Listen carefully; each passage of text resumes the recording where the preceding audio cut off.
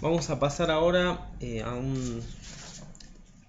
dejando de lado estos principios de interpretación de la ley penal, dejando de lado la respuesta a este primer interrogante que tiene que resolver la parte general del derecho penal. Ya habíamos visto que la parte general del derecho penal responde a estas tres preguntas fundamentales: ¿qué es el derecho penal?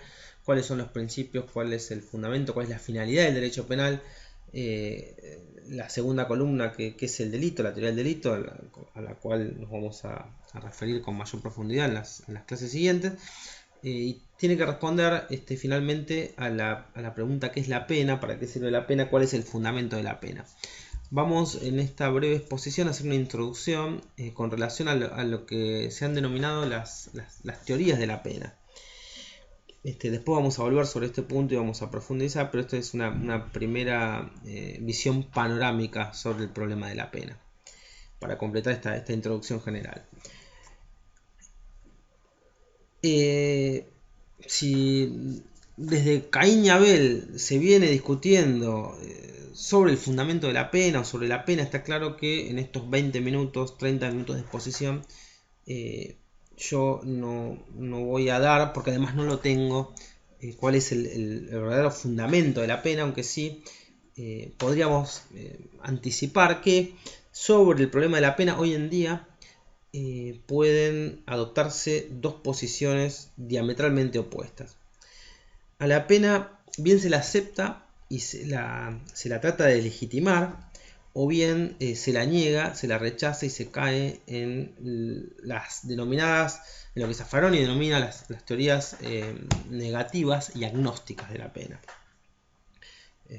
Alessandro Barata, Ferrarioli, el mismo Zaffaroni, etc. Ya en 1830, Anton Bauer realizaba una primera sistematización de las teorías de la pena, de los discursos sobre la cuestión penal, y hablaba de teorías justas y teorías útiles.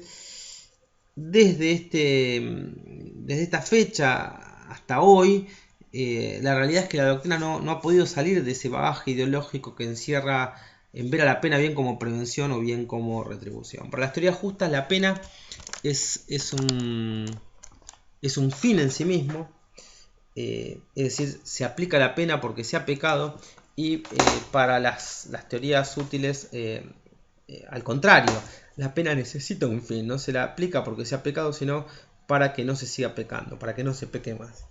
Dentro de las teorías justas, algunos sujetos sostienen que el delito es un mal que puede ser reparado, y aparecen entonces las teorías de la expiación, de la reparación a la manera de Kohler o de Keats, y para otros al contrario.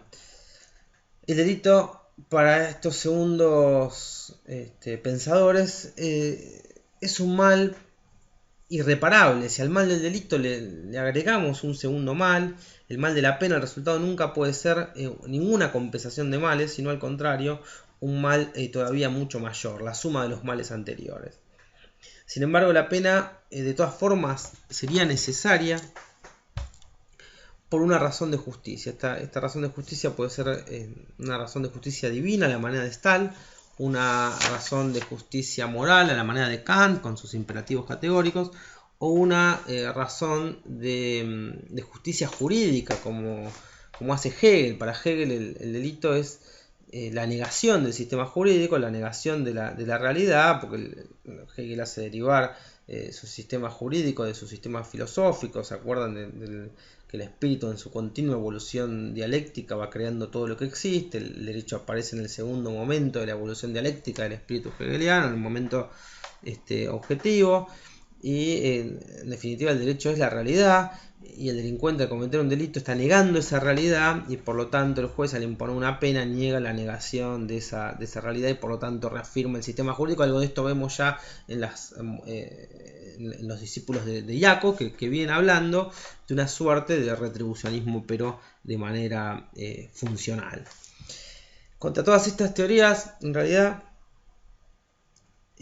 contra todas estas teorías absolutas que ven a la pena como un fin en sí mismo, se ha criticado en primer lugar su perfecta inutilidad desde el punto de vista social, pero por otro lado también se critica que mientras estemos de este lado de la raya, nadie nos puede garantizar que la justicia sea una verdadera justicia. En consecuencia, estas teorías relativas, más allá de la crítica determinista, sobre la cual después vamos a profundizar y vamos a hacer hincapié, más allá de esto, insisto, todas las teorías relativas, todas las teorías absolutas no pueden escapar a esta crítica. Primero, son inútiles desde el punto de vista social, y segundo, nadie nos puede, la justicia no es un elemento que se pueda medir, nadie puede medir la justicia o la injusticia de una resolución judicial.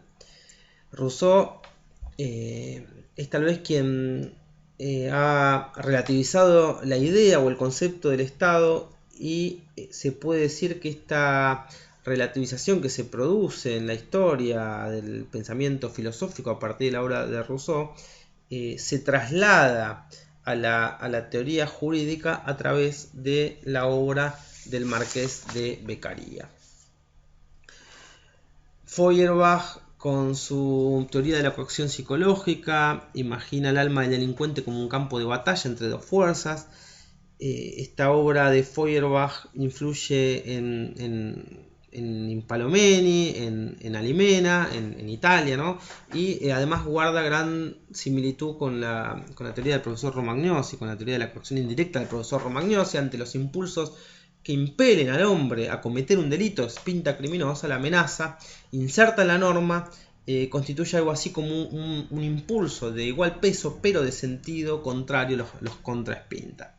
Binding ya va a decir contra la teoría de Feuerbach que si la amenaza es efectiva nunca se llega al delito, porque evidentemente la pena no es necesaria, porque si el sujeto se siente atemorizado, se siente amenazado, no comete el delito, entonces la pena no hace falta. Ahora, cuando el delito se comete, dice Binding, Feuerbach, si quiere ser consecuente con su determinismo, no debería hacer recaer tanto la pena en el delincuente, que es el que cometió el delito, sino más bien en el legislador, que es el que en definitiva amenazó mal, y por lo tanto, dice bien, la prevención nunca puede ser una prevención general como en Feuerbach, sino una prevención especial, intimidando al delincuente ocasional, inocuizando, neutralizando al sujeto irrecuperable, al multireincidente, al asesino serial, o reduciendo y resocializando al sujeto susceptible de ser educado. Si nosotros ponemos el acento en los aspectos negativos de la teoría de List, que List expone en su famoso programa de Hamburgo, vamos a llegar, o podemos llegar, a los disparates del positivismo criminológico italiano, Ferri, Garofalo, Lombroso. Pero si ponemos el acento en los aspectos positivos, podemos caer también en la teoría correccionalista de Roeder, en ese derecho protector de criminales de Dorado Montero. Concepción Arenal, al decir del profesor Zaffaroni, es la verdadera penitenciarista gallega, diría Zaffaroni. Sin embargo, bueno, contra todas estas posiciones va a decirse, en primer lugar, que no pueden poner un límite, no pueden poner un coto al predominio exagerado del poder punitivo estatal, porque han descartado de plano el baremo de la culpabilidad, el principio de justicia, con lo cual si la pena no es proporcional al injusto cometido, luego no puede limitarse una exageración, una eventual exageración del poder punitivo estatal. El derecho penal no podría cumplir con su función de contener ese poder punitivo. Pero por otro lado, la crítica kantiana en cuanto a que se instrumentaliza al ser humano, es decir, se usa a un ser humano, se castiga a un ser humano para mostrarle al resto de la colectividad que se abstenga de cometer delitos, es decir, se le utiliza como una cosa manipulable a capricho de un experimentador para mostrar al resto de la sociedad que el que las hace las paga, que no sigan cometiendo delitos. Además, la prevención general de amenaza muestra su fracaso desde el punto de vista empírico. ¿Por qué? Porque se dice que cada nuevo delito que se comete viene a demostrar el fracaso desde el punto de vista empírico de la amenaza penal.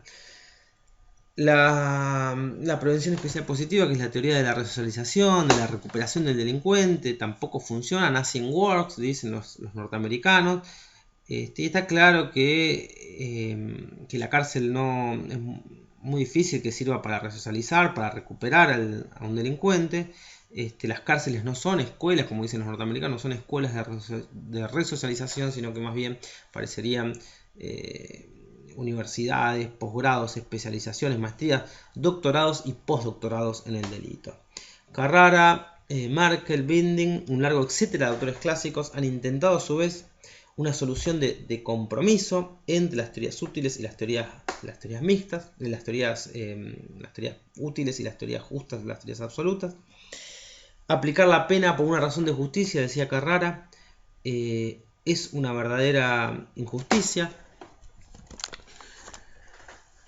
Aplicar la pena solamente por razones de utilidad social, lo único que termina por legitimar es la autoridad del tirano. La pena va a ser legítima, según Carrara, únicamente cuando la vez sea justa y también útil. La prevención ha olvidado el pasado, dice Markel, se olvida de que si se aplica una pena es porque antes se ha cometido un delito.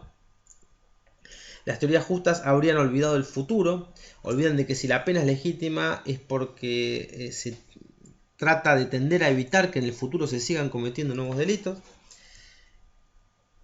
Y estas teorías mixtas, sin embargo, tampoco escapan a la crítica, porque se le vuelven a imputar todas las críticas que se dirigían individualmente contra las teorías absolutas, más aquellas críticas que se dirigen contra las teorías relativas. Y además se le critica que se han arrogado la facultad de reconciliar las más irreconciliables corrientes del pensamiento universal. Contra ellas dice Muñoz Conde que en España, que constituyen algo así como una suerte de cuadratura del círculo de muy difícil solución, y que la verdadera solución debería pasar por lo que se denominan teorías dialécticas. Teorías dialécticas que no dejan de ser una suerte de posicionamiento mixto, las teorías dialécticas a la manera de Smith-Heuser, con su famosa teoría de la diferenciación, o dialécticas a la manera del profesor Klaus Roxin. Smith-Heuser es tal vez quizá en esto el verdadero precursor teórico de la teoría unificadora dialéctica de Roxin.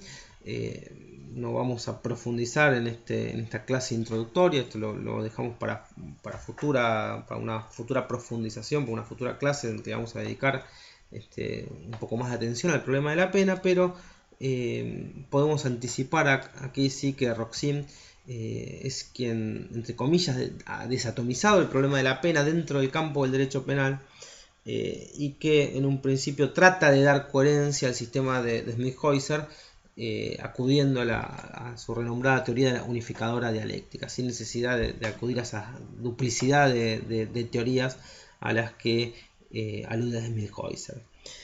La teoría unificadora dialéctica del profesor Klaus Roxin, sin embargo, tampoco escapa a la crítica. No escapa a la crítica, sobre todo si se tienen en cuenta los embates que se le dirigen desde el punto de vista de la praxis. La criminalización primaria es arbitraria y selectiva. Criminalización primaria, entendida en el sentido de qué conducta va a parar al Código Penal. El programa de criminalización secundaria es más arbitrario, más selectivo todavía. Es decir, quién de los sujetos que realizan esas conductas que están atrapadas por el Código Penal son los que efectivamente van a parar a presencia del fiscal o a presencia del juez. Los sistemas penales parecen ser selectivos, son selectivos y parecen escoger a sus víctimas de entre las personas que son más vulnerables, por ejemplo los pobres o los enemigos políticos. En 1985, haciéndose cargo de esta antinomia, el profesor Alexandro Barata se aparta del modelo clásico que había propuesto en 1830 el profesor Anton Bauer, propone uno completamente nuevo, vuelve a resistematizar a todas las teorías de la pena elaboradas hasta el momento, y las agrupa bajo los rótulos de teorías ideológicas y teorías tecnocráticas. Todas ellas sostienen, le asignan a la pena dos tipos de funciones. Algunas le asignan funciones instrumentales de protección de bienes jurídicos y otras le asignan funciones simbólicas, funciones contrafácticas y simbólicas de fortalecimiento de la confianza en el sistema a la manera de Jacobs. Las teorías ideológicas, prevención general negativa en las versiones de Feuerbach y de sus seguidores, prevención especial positiva en su faceta resocializadora, y todas las corrientes que Anton Bauer había agrupado bajo el rótulo de teorías justas, expiación, retribución, todas ellas, dice Alexandro Barata, tienen un punto en común, que es su indemostrabilidad desde el punto de vista empírico. Dice que todas ellas, que todas las teorías ideológicas participan de un dato común característico, y es que todas ellas han partido de distorsionar la realidad. Al haber distorsionado la realidad, al haber mostrado una realidad falsificada, por esta misma razón luego no pueden resistir los embates de la corroboración empírica, es decir, no son demostrables en la praxis. Como han previamente distorsionado, falsificado la realidad, dice Barata, está claro que luego no pueden ser demostrables en los hechos. El segundo grupo de teorías, las teorías tecnocráticas, constituyen, al decir de Barata, las modernas refinaciones del terror estatal. Estas no distorsionarían la realidad, como hacen las teorías ideológicas, sino que trabajarían mostrando una realidad completamente escalofriante, pero vistiéndola de apariencia de normalidad para tratar de poder producir un consenso en la sociedad. Es decir, dentro de las teorías tecnocráticas incluye Barata la prevención especial negativa y la prevención general positiva o la prevención general de integración. Ambas, dice Alexandro Barata, son la cara y la contracara de un único y de un maquiavélico plan. Primero se inocuiza, se neutraliza, se elimina o se hace desaparecer a un enemigo, esta es la única teoría de la pena que realmente está demostrado que si funciona, la prevención especial negativa. Si yo elimino, neutralizo, mato o hago desaparecer a un sujeto, ese sujeto no puede seguir cometiendo delitos. Y luego, eliminado o hecho desaparecer este enemigo, se presenta esta aplicación selectiva, arbitraria, irracional de penas, en algunos casos sí y en otros no, como que de todas formas cumple muy bien una función simbólica, una función contrafáctica y simbólica para fortalecer la confianza en el sistema, prevención general positiva y prevención general de integración. Por lo tanto, eliminado primero el enemigo y producido después el consenso, en definitiva, según Barata, lo que se hace es impedir cualquier forma de disenso. Este panorama realmente es un panorama desalentador. Las conclusiones a las que se arriba desde posiciones que tienden a legitimar el uso del poder punitivo del Estado no son tampoco definitivamente concluyentes. La evolución histórica de 2 siglos y medio a esta parte no ha podido abandonar ese bagaje ideológico que encierra ver a la pena bien como retribución, bien como prevención.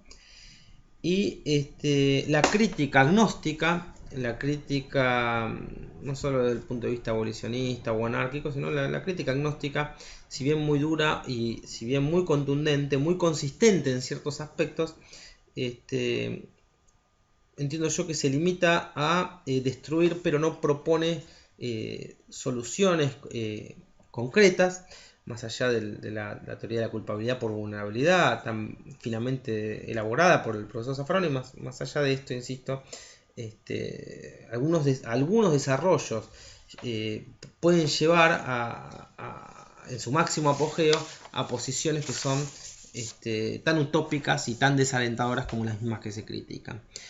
Personalmente entiendo que algunas teorías negativas tienen que a su vez ser sometidas a crítica, y por lo menos a través de un doble orden de consideraciones. En primer lugar, la queja